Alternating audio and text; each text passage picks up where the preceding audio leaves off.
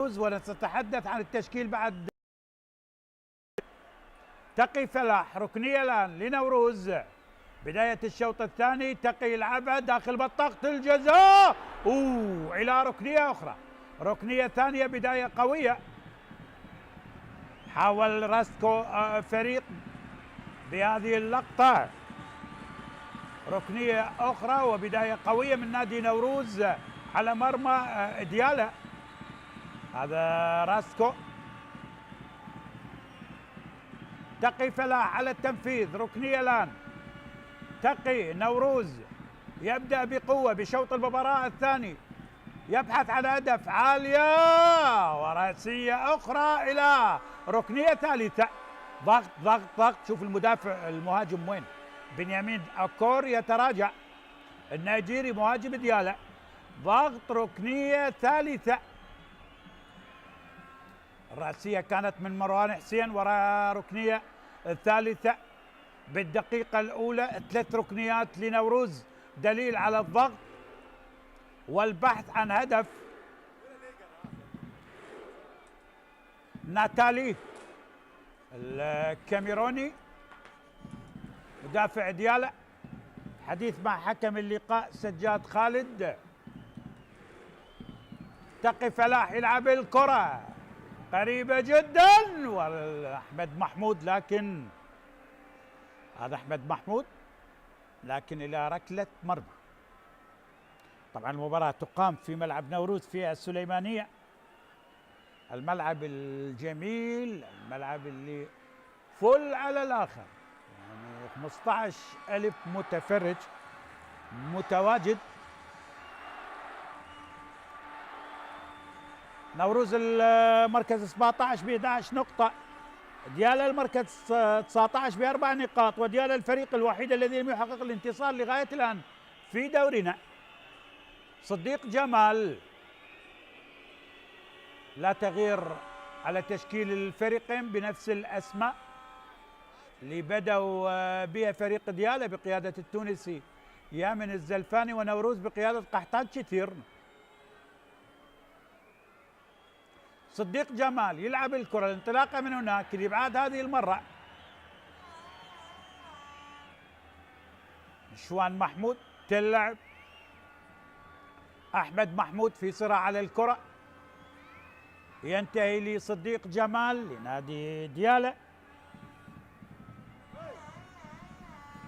كرة بالوسط، قطع للكرة، كان من إبراهيم. محمد رؤوف راجع الكرة هذه المرة من وسام إلى ناتالي، إبعاد. المحاولة طالت على التقي، كانت من دانيال جامي، اللاعب اللي حصل على بطاقة صفراء في الشوط الأول. منتظر عيد، حسين منذور راجع الكرة إلى ناتالي، ديالا أمامية، طالت الكرة إلى ركلة مرمى لنادي نوروز. القوة الجوية في الصدارة كان بالصورة طبعا مولوكو ب 27 نقطة، الشرطة ثانيا ب 22 نقطة، النفط 20 نقطة بالمركز الثالث، ثم زاخو رابعا.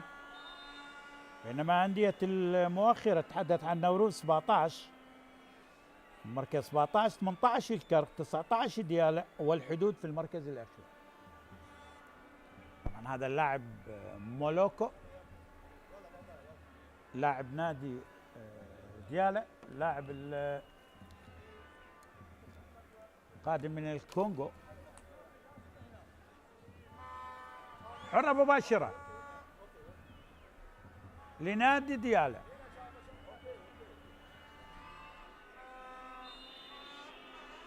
منتظر قريب مع مولوكو، يلعبها ديالا عليا، رأسية رائعة وتألق من هاني شاكر حارس مرمى نادي نوروز.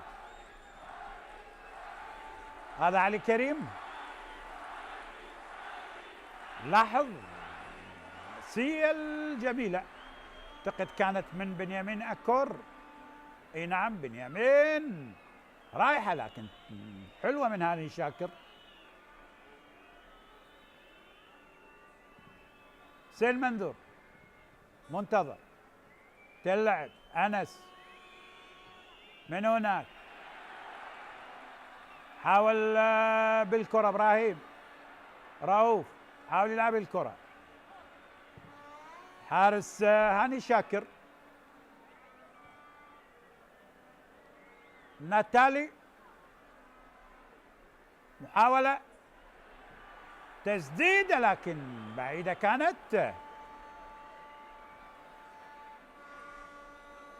أحمد محمود حاول بالكرة الماضية إلى آسو رستم، كان آسو. ركلة مرمى لفريق نادي ديالى.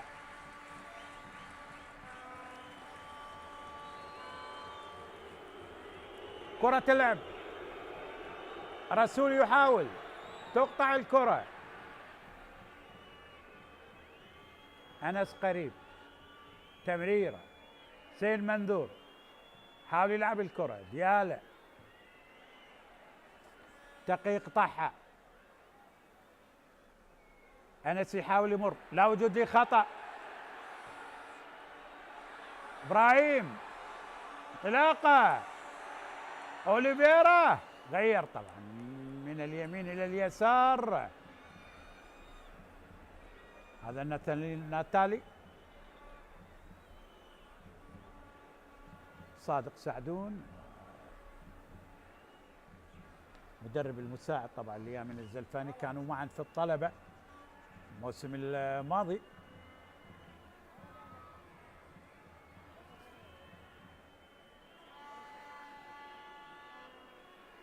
صديق أمامية تقطع بالوسط، أنس مالك يحاول لكن القطع هذه المرة.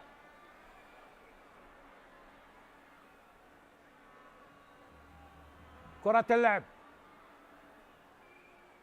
أوليفيرا نقل الكرة لكن الإبعاد من وسام، طالت الكرة إلى تماس لنادي نوروز، دلاور الخطأ على أحمد محمود، لاعب اللي سبق أن مثل الزوراء والكهرباء. 3 أهداف لهذا اللاعب.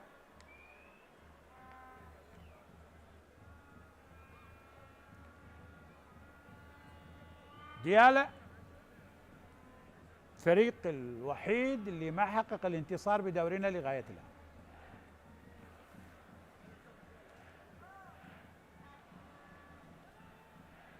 عالية الكرة، رسول حاول بعد هذه المرة إلى تماس لنادي ديالى،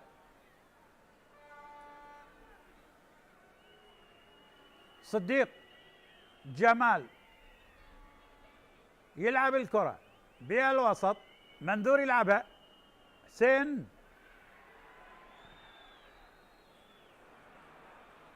إلى تماس لديالى،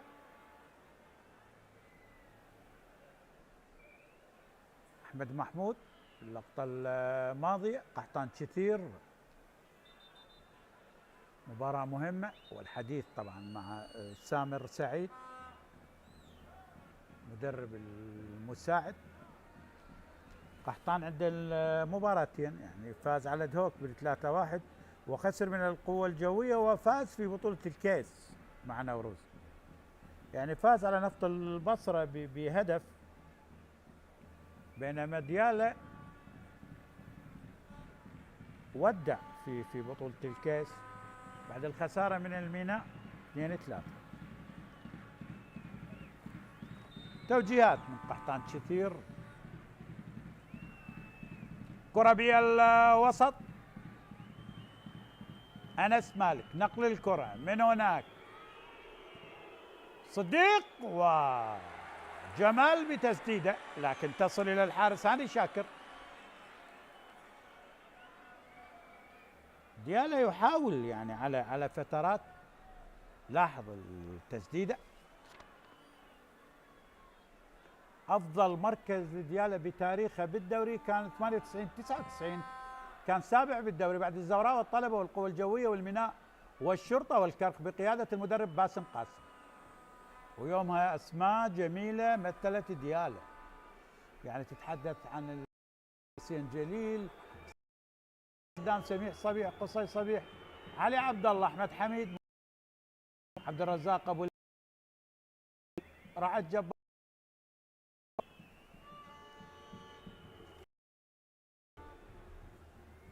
اماميه من علي خالد، صديق جمال، ديالا بعد من الدفاعات خطيره والابعاد بالمره الثانيه. حاول ديالا على قله الفرص لنادي ديالا لكن خطير.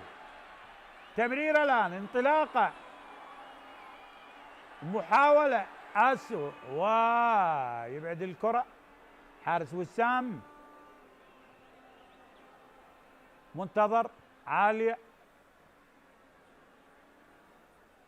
دانيال كامي، حاول ابراهيم، محمد رؤوف لكن تصل سهله. هذا راسكو، وسام محمد الى علي خالد، سين منذور في الوسط، ديالا، دلاور يخطأ امام رسول لكن يصحح خطأ بالمرة الثانية. كلاوديو اوليفيرا والانطلاق الان، احمد محمود مع كلاوديو في محاولة طالت الكرة. ركنية لنوروز، يعني تتحدث في 12 دقيقة 4 إلى 5 ركنيات. يا قحطان كثير يبحث عن هدف، يبحث عن انتصار ليرتقي بنوروز، يعني يترك المركز 17 إذا ما حقق الانتصار يرتقي مركز، لكن إذا ما سجل فريق نوروز. ديالا متحفز، ديالا برغم الصعوبات الإدارية والمالية لكن يؤدي بفريق تقي يلعبها بعد للكرة.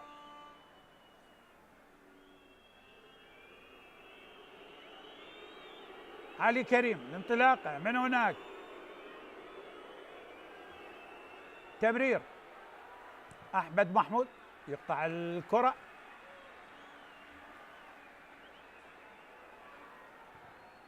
أوليفيرا، ديالا تصل لصديق، ضيق جمال، حاول مولوكو، بعد لي الكرة، هجوم الآن، أسو داخل منطقة الجزاء، خطيرة خطيرة خطيرة خطيرة، جول أحمد محمود لنوروز بخطأ من دفاعات ديالا. نوروز يسجل هدف رائع ما اعتقد مروان، ما كان مروان، اعتقد احمد محمود، خلينا نشوفه بالاعاده. هدف جميل لنوروز. لاحظ اسو ومحمود، اي نعم الله، احمد محمود بهدف جميل يصل الى هدف الرابع. رائحة هدف لنوروز، واحد من الاهداف الجميلة عن طريق احمد محمود بهدف رائع. نوروز يسجل ببداية قوية طبعا في الشوط الثاني، هدف الرابع، وسجل على زاقو وعلى دهوك وعلى النجف. هدف أول لنادي نوروز بالدقيقة 58 من عمر اللقاء. اي نعم، أحمد محمود يسجل لنوروز.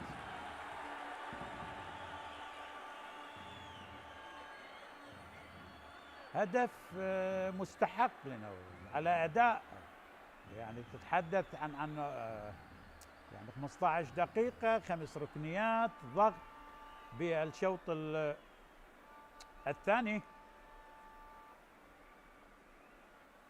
التماس الآن، تقي فلاح لنادي نوروز.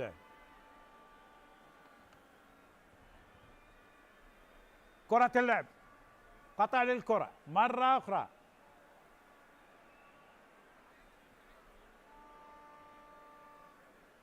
ديالا،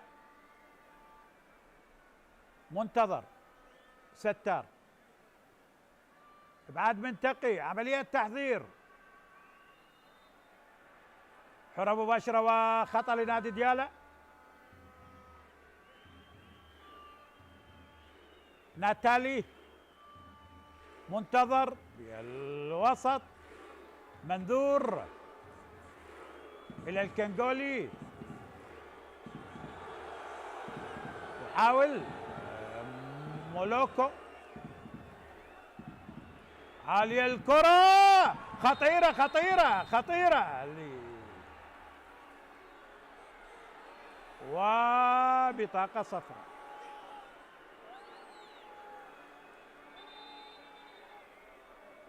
بطاقة صفراء. لاحظ بهذه اللقطة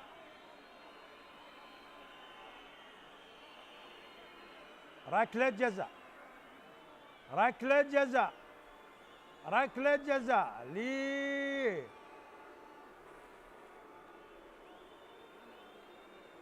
ركلة جزاء لديالا.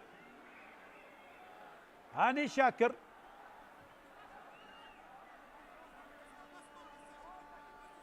هاني شاكر وركلة جزاء. تبرع عملية ضرب طبعا. يامن الزلفاني التونسي مدرب ديالا. هاني شاكر بانتظار الفار، لكن سجاد خالد لا يتردد. جماهير نوروز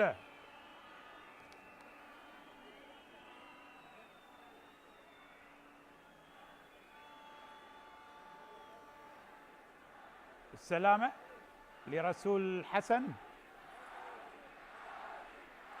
هذه اللقطة، لاحظ لاحظ لاحظ لقطة وركلة جزاء.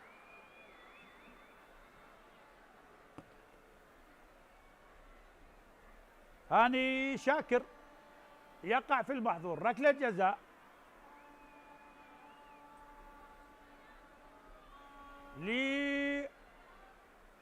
لديالا بانتظار تأكيد الفار.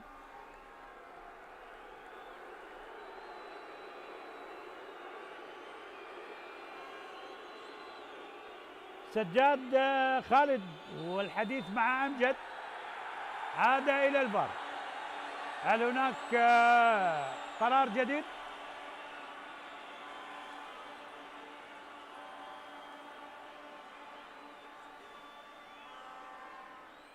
هل هناك قرار جديد؟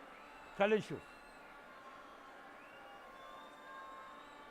لاحظ متعمد غير متعمد القرار. لاحظ ربما الفار يتكلمون معاه بأن خروج الحارس والسقوط طبيعي، لكن هو عنده قرار. خليه يشوفه هنا. هل كان متعمد الحارس هاني شاكر أم غير متعمد؟ سجاد خالد، لاحظ هذه اللقطة،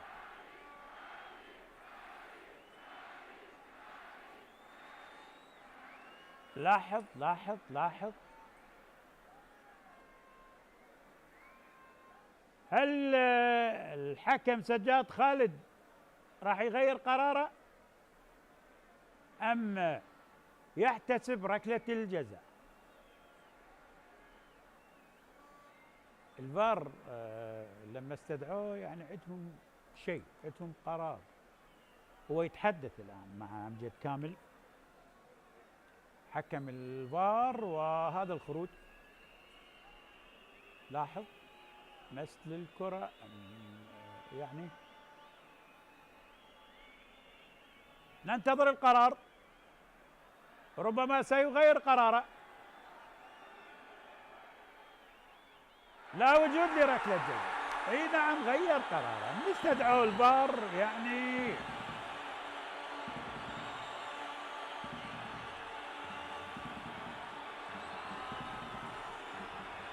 سجاد خالد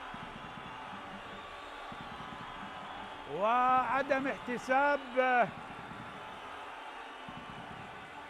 ركلة جزاء، ألغى قرار الأول.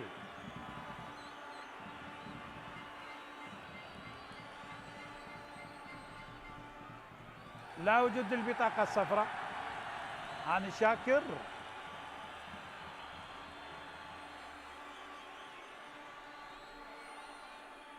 هاني شاكر حارس، و لقطة طبيعية اعتبرت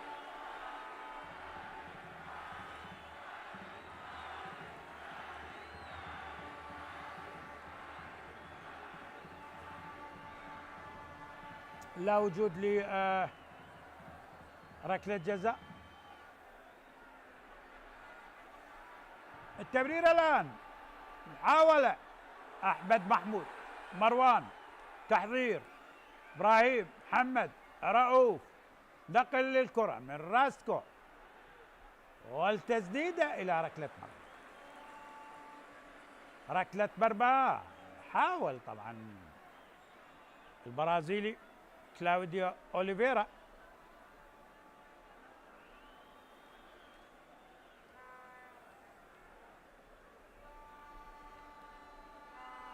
وسام محمد يلعب الكرة لعلي خالد، إلى وسام، أمامية الكرة، إبعاد من الشوان، محمود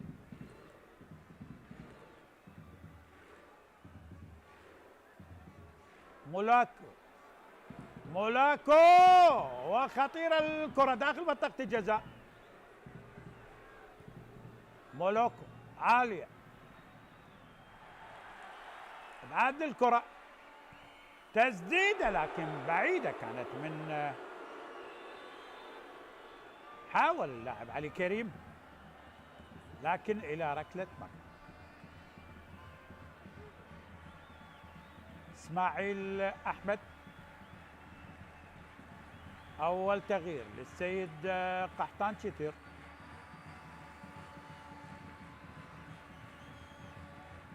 إبراهيم محمد رؤوف المباراة لإسماعيل أحمد، تغيير في منطقة الوسط. هاني شاكر، أمامية الكرة، صراع وبالسلامة. اعتقد الخطأ على آسو رستم بهذه اللقطة، والبطاقة الصفراء.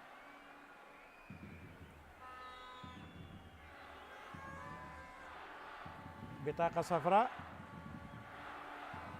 على آسو رستم.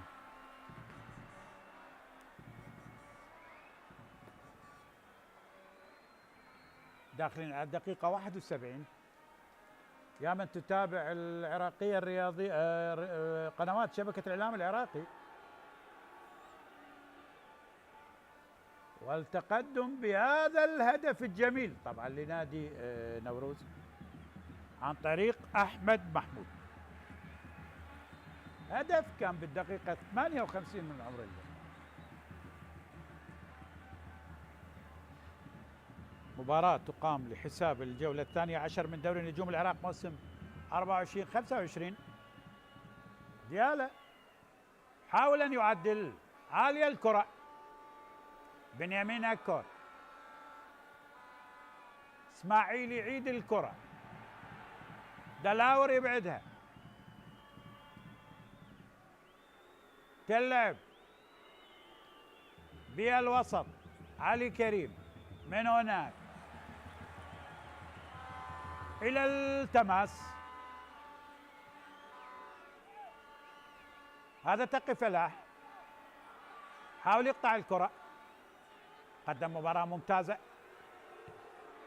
منتظر، عالية، ستار، ابعاد من هاني، خطيرة الكرة لديالا لكن القطع، كلاوديو أوليفيرا، المرتدة الآن، المرتدة والانطلاقة وخطيرة أوليفيرا لكن حلوة من وسام.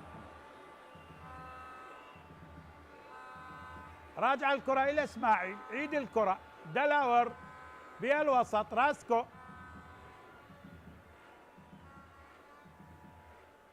من هناك راسكو، وحرة مباشرة وخطأ، خطأ على صديق جمال، حرة مباشرة لنوروز.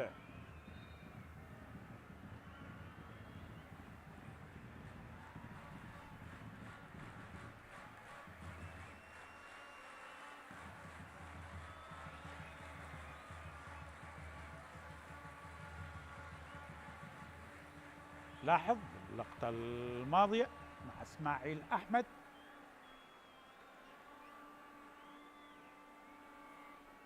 قحطان كثير، التقدم بهدف لغاية الآن.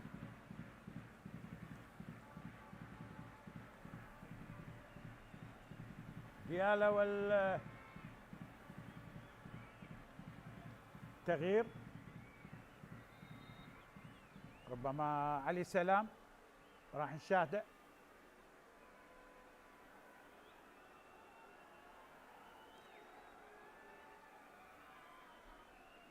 حرة مباشرة أخطر من الركنية لنادي نوروز.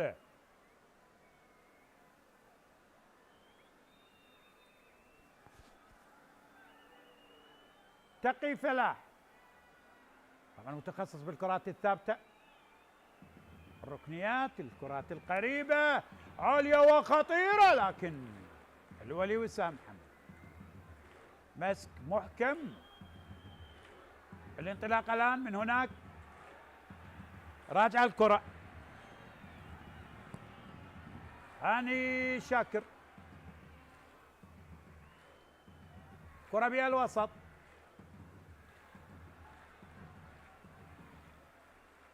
محاولة وحرة مباشرة وخطأ. أحمد محمود صاحب الهدف أعتقد راح يعيدها، الكرة يجب أن تكون ثابتة و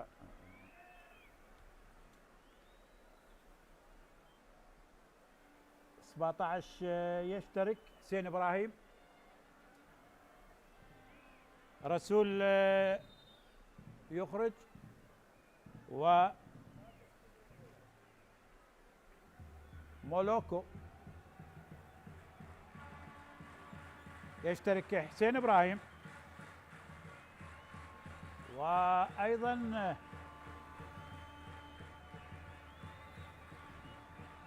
لاعب علي سلام. هذا تغيير مزدوج للسيد يامن الزلفاني، هذا المسك المحكم الجيد.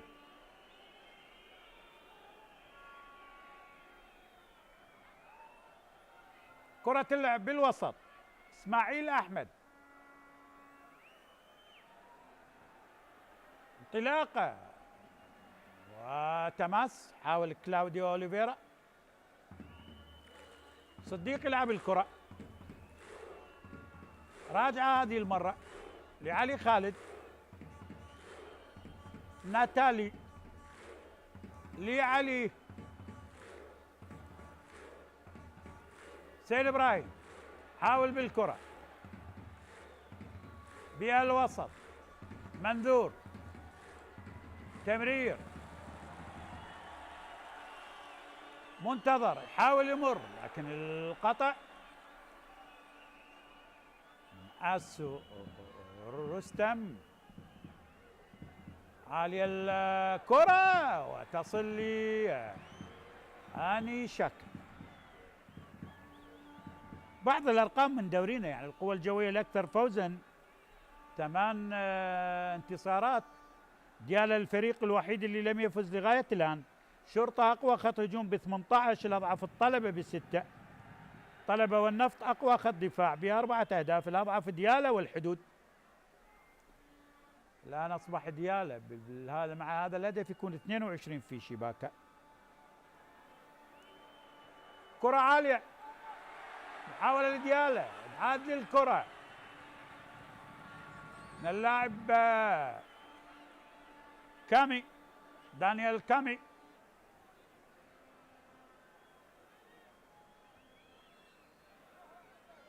لاعب الكاميروني، اللاعب اللي حصل على بطاقة صفراء. جماهير نادي نوروز فرحة بالتقدم، فرحة بالهدف.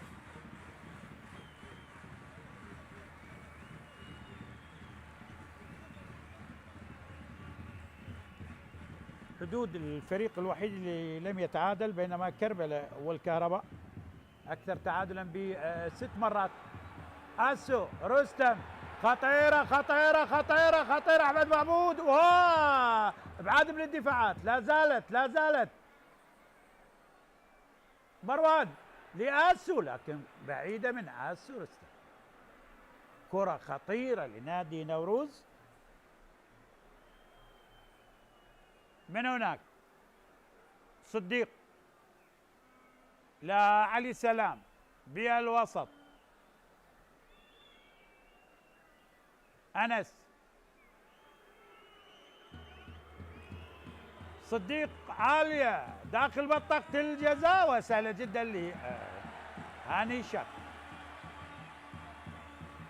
هاني شاكر حارس مرمى فريق نادي نوروز. هذا تقي فلاح قدم مباراة ممتازة.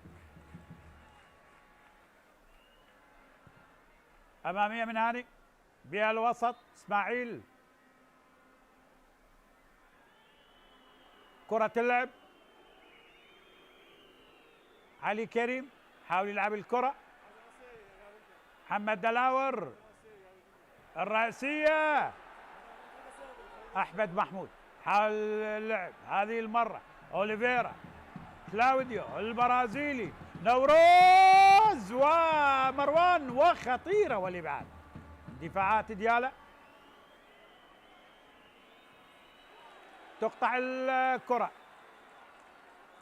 تقي يلعب الكرة عالية، الإبعاد والمحاولة إلى التماس. كان القطع من ناتالي. هذا طبعا منتظر ستار ديالا، قحطان كثير التوجيهات. شوف المحاولة اللي ضاعت،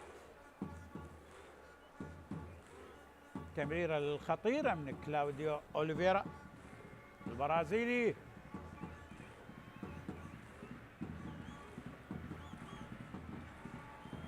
التماس الآن عالية داخل منطقة الجزاء، المحاولة،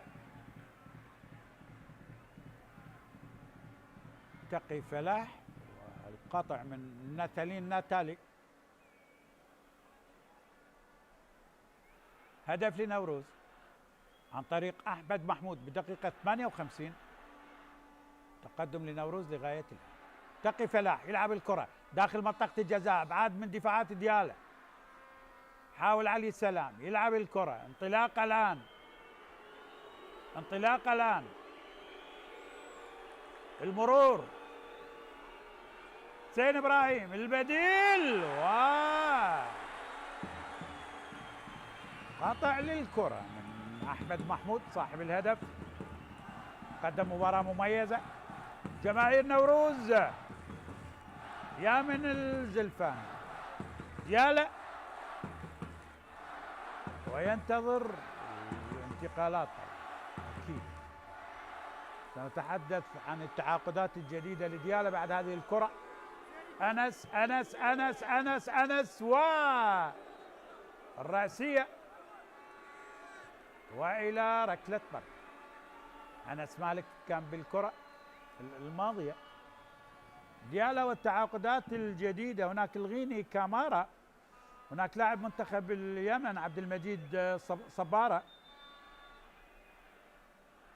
أوباري مهاجم الأفريقي للزوراء سيكون مع ديالا طبعا بعد فترة 5-1. تغييرات جديدة. ديالا، علي كريم ترك المباراة، وبكر سعد يشترك، كذلك دخول اللاعب أحمد تركي بصفوف نادي ديالا. منتظر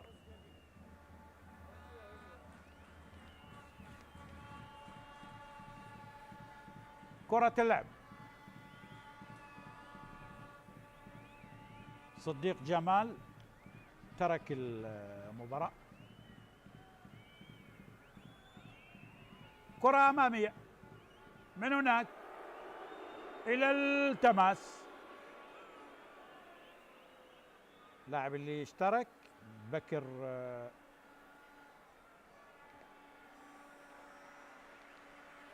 بكر سعد. تغيير الآن. مروان حسين يترك المباراة للبرازيلي وينغتون تايرا.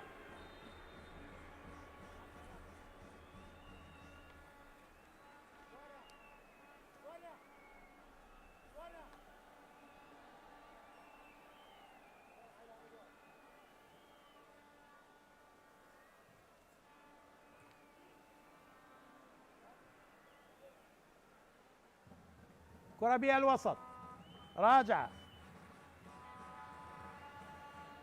أمامية.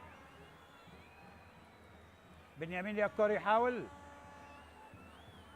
تقي فلاح، تمريرة ممتازة، تمرير مع أحمد أو مع إسماعيل والتماس. محاولة الآن.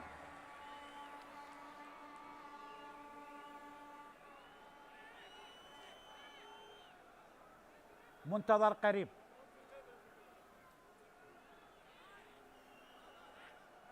ديالا لأنس مالك، التمرير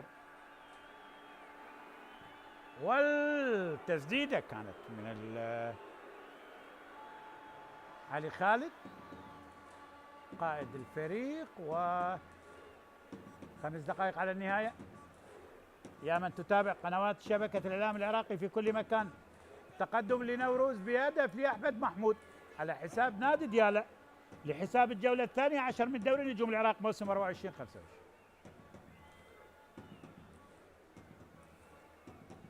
علي خالد كان بالكرة الماضية.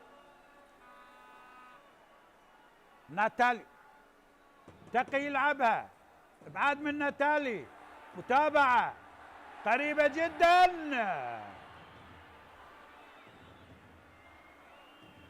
كرة تلعب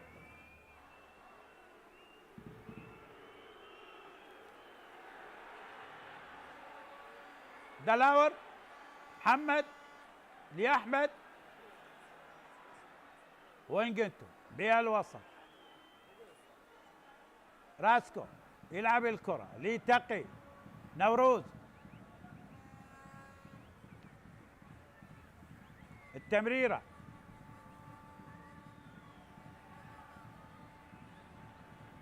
طلب اسماعيل احمد، هنا انس مالك. 3 دقائق على النهايه، تقدم لنوروز. لما فاز نوروز يصل الى النقطه 14 وسيكون بالمركز 15، يرتقي مركزين.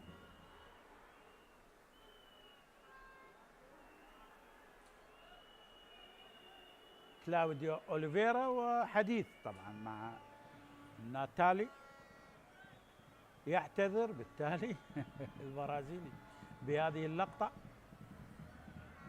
كان التدخل القوي من راسكو فريق. خلاص انتهى كل شيء. من هناك بطاقة صفراء لراسكو فريق، عالية الكرة بعد هذه المرة. وحاول الآن آسو، أوليفيرا، كلاوديو، و آسو، رستم. خطيرة خطيرة لنوروز، خطيرة لنوروز داخل منطقة الجزاء، قطع من الدفاعات مرة أخرى. بعد لي الكرة راجعة من تقي فلاح وسهلة إلى الحارس وسام محمد.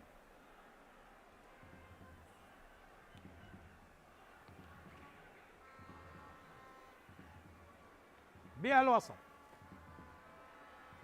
اسماعيل احمد، من هناك لاعب بكر الرسول، بها الوسط ديالا، منتظر ستار، سين منذور، عيد الكرة إلى ناتالي، تبعد من الدفاعات. أحمد قريب يمر بالكرة،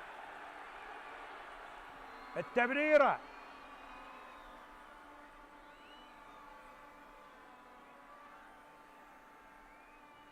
أوليفيرا، من هناك نوروز، آسو رستم ينتظر، و إلى الركنية.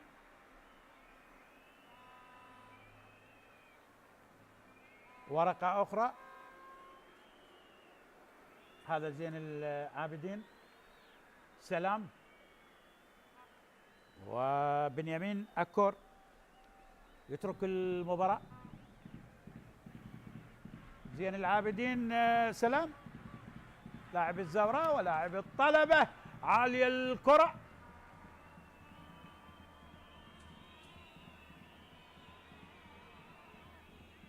بكر سعد حاول يبر، قطع للكرة، تمريرة خطيرة خطيرة، ركلة جزاء، ركلة جزاء لنوروز، ركلة جزاء لنوروز عن طريق البرازيلي كلاوديو أوليفيرا. فرحة جماهير نوروز، البحث عن هدف ثاني، هذا كلاوديو أوليفيرا، وركلة جزاء. لاحظ لاحظ لاحظ لاحظ، اوه ناتالي وقع في المحظور، ناتالي لاعب الكاميروني، وركلة جزاء، ركلة جزاء لنوروز.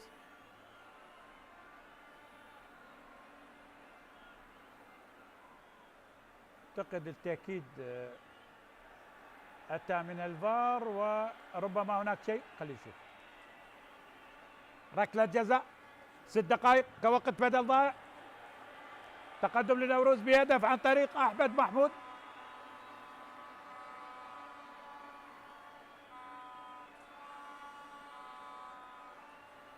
ركلة جزاء،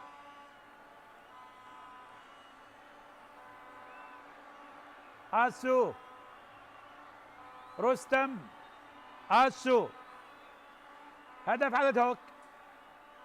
ركلة جزاء، آسو، آسو مع وسام لنوروز، آسو، ثاني لنوروز عن طريق آسو رستم. ثاني الأهداف لنوروز، ثاني عن طريق آسو رستم على حساب نادي ديال.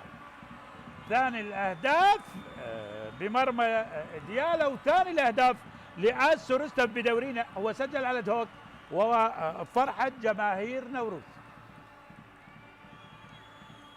2-0 لغاية الآن. آسو رستم، حارس وسام في زاوية والكرة بزاوية أخرى. آسو رستم، نوروز والفوز يقترب جدا جدا.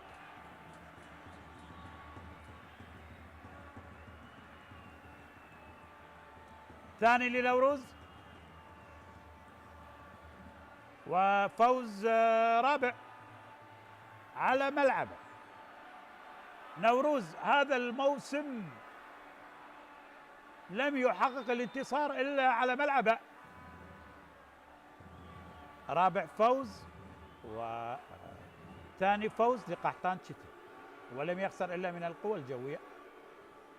حقق انتصار على دهوك ويحقق الآن على نادي ديالا، وخطيرة لكن هاني شاكر والخطأ. حرة مباشرة لنادي نوروز. هاني شاكر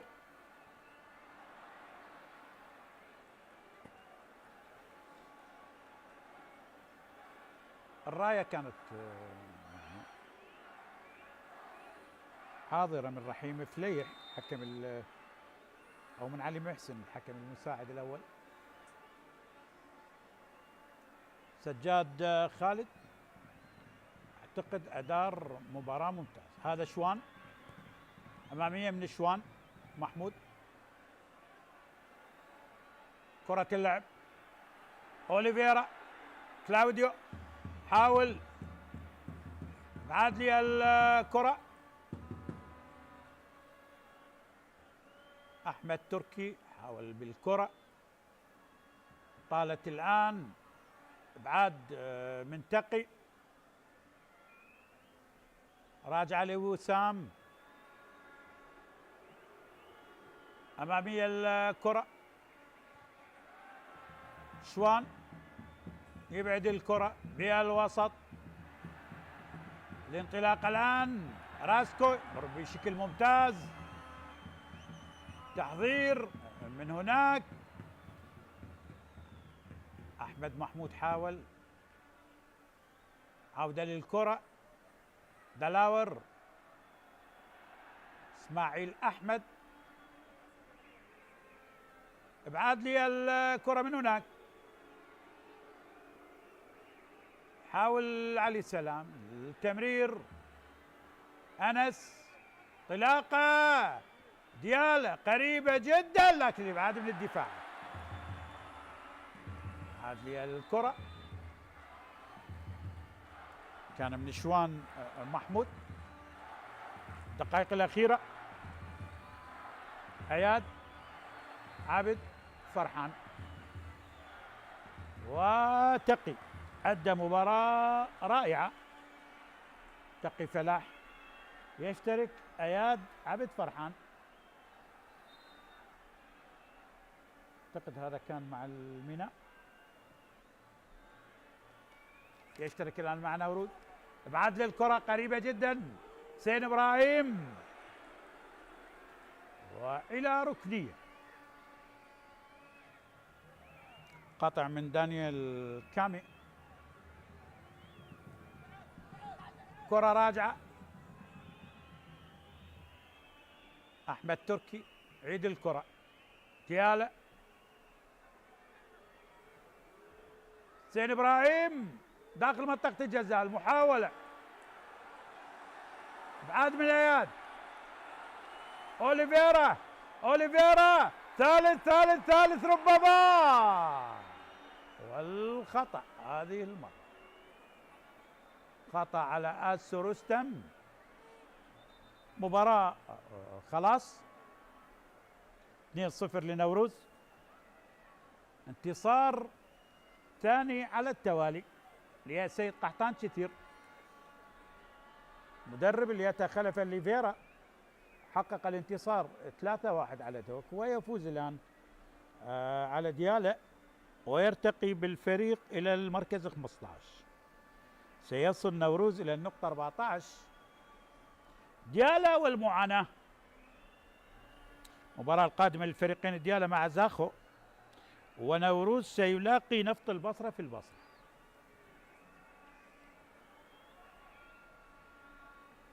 جماهير نوروز، آسو رستم، والهدف من ركلة جزاء، الثاني بمرمى ديالا. اعتقد المباراة خلاص.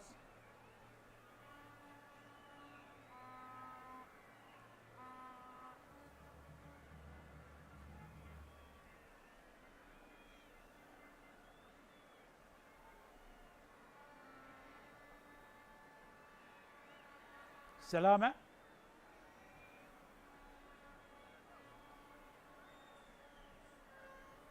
حارس وسام محمد، ثواني وربما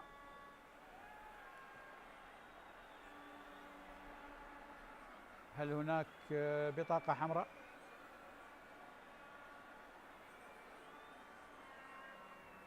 على آسو رستم. خلينا نشوف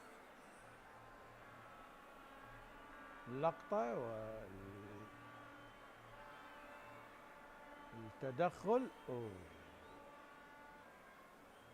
اعتقد بطاقة حمراء. يبقى القرار ل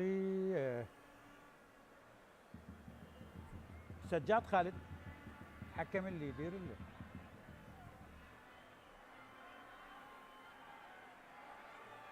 إذا ما حصل آسو على البطاقة الحمراء، نوروز سيفتقد مهاجم مهم.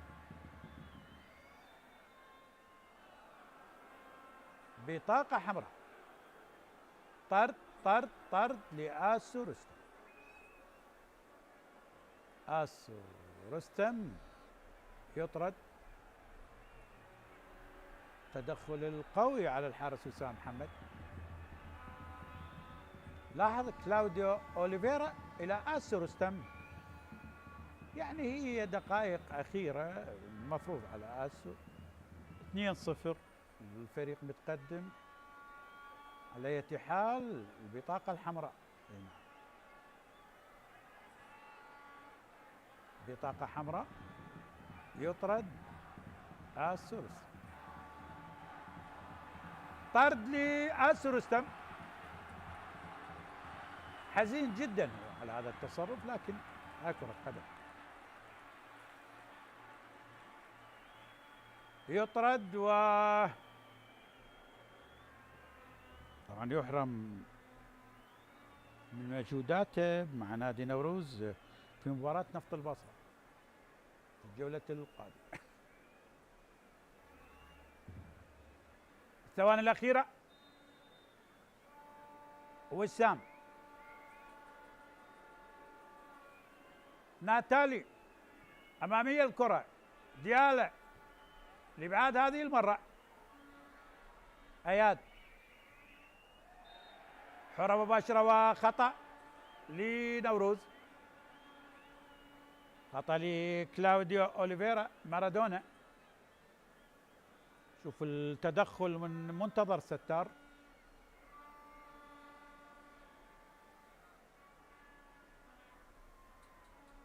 تماس لنادي نوروز. اياد حاول يمر، عبد فرحان داخل منطقة الجزاء، محاولة القطع الآن إلى منتظر، كرة تلعب من هناك، شوان محمود يبعد الكرة، يحاول الآن، حاول حسين إبراهيم، طالت الكرة، أعتقد سيطلق الصافرة الآن.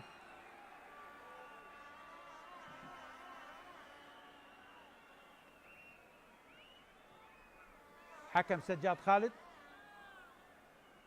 ربما سيطلق الصافرة. هنا هاني شاكر حارس مرمى نادي نوروز، هدفين مقابل لا شيء لنوروز عن طريق أحمد محمود وآسو رستم على حساب نادي ديالى ليتلقى خسارة جديدة وسيصل إلى الخسارة الثامنة.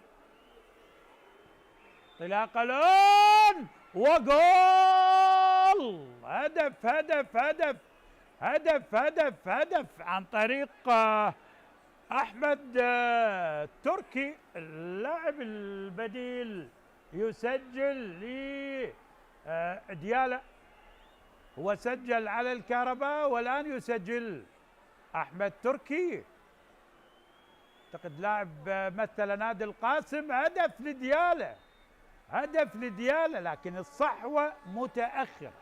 2-1 الآن، أحمد تركي اللاعب البديل في شباك نادي نوروز. 2-1 الآن. إذن صافرة الحكم سجاد خالد تنهي أحداث المباراة. نوروز هدفين عن طريق أحمد محمود وآسو رستم، بينما هدف لديالى سجل عن طريق البديل. طبعا اللاعب البديل لديالى اللي هو أحمد تركي. مبروك لنوروز، هارد لك لديالى. التقيكم في مباريات قادمة، السلام عليكم ورحمة الله وبركاته.